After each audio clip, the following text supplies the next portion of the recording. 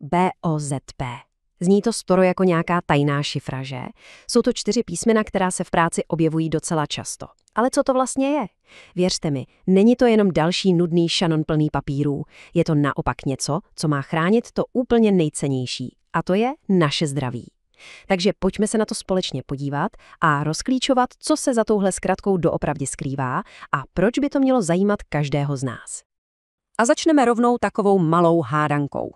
Schválně, co mají společného, řekněme, tichá kancelář, kde se jenom kliká na myši, potom hlučné prašné staveniště s těžkou technikou a do třetice třeba profi kuchyně, kde to syčí, voní a všechno lítá. 3 naprosto odlišné světy. Ale přeci jen něco je spojuje. Co by to tak mohlo být? No, odpověď je vlastně docela jednoduchá, ale o to důležitější. Všechna tahle místa mají pravidla. Pravidla, která mají jeden jediný naprosto klíčový cíl. Zajistit, aby se každý, kdo tam pracuje, vrátil na konci dne domů zdravý a celý. A přesně o tomhle je BOZP. Tak jo, hádanku máme za sebou, tak teď už pojďme na tu oficiální část. Co ta zkratka teda doopravdy znamená? Takže BOZP znamená bezpečnost a ochrana zdraví při práci. Je to vlastně celý soubor pravidel a různých opatření. Ale to nejdůležitější slovo je tady předcházet.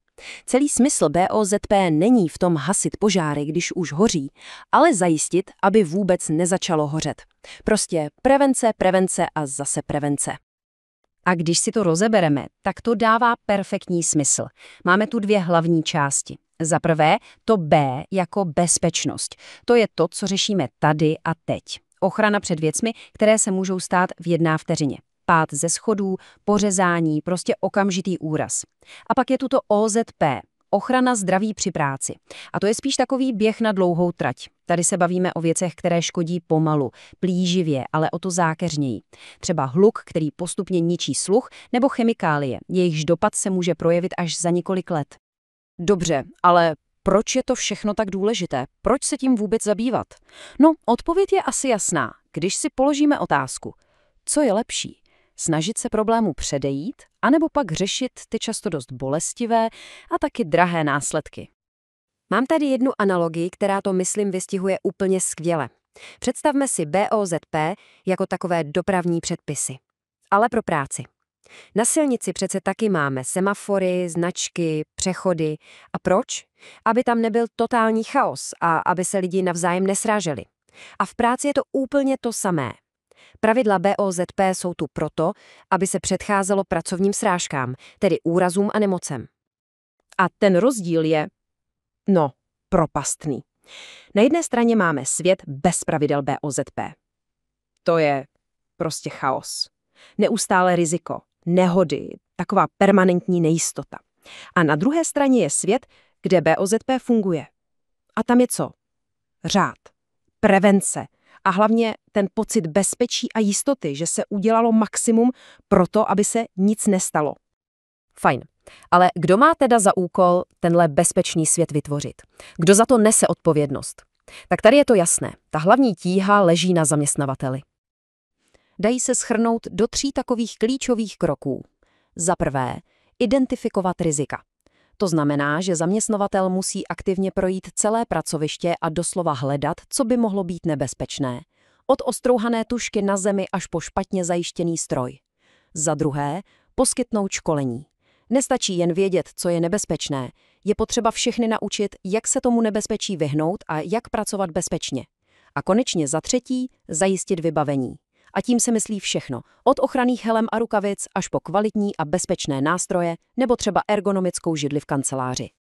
Jenže bezpečnost nikdy není jednosměrná ulice. Zaměstnavatel se může snažit sebevíc, může připravit to nejlepší prostředí na světě, ale pokud se nepřidají zaměstnanci, je to celé k ničemu.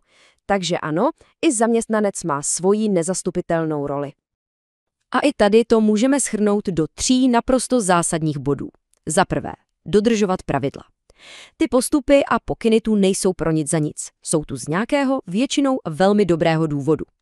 Za druhé, používat vybavení. A hlavně ho používat správně. Přilba položená na stole nikoho neochrání. Musí být na hlavě a zaprutá. A za třetí, a tohle je možná to nejdůležitější, hlásit nebezpečí.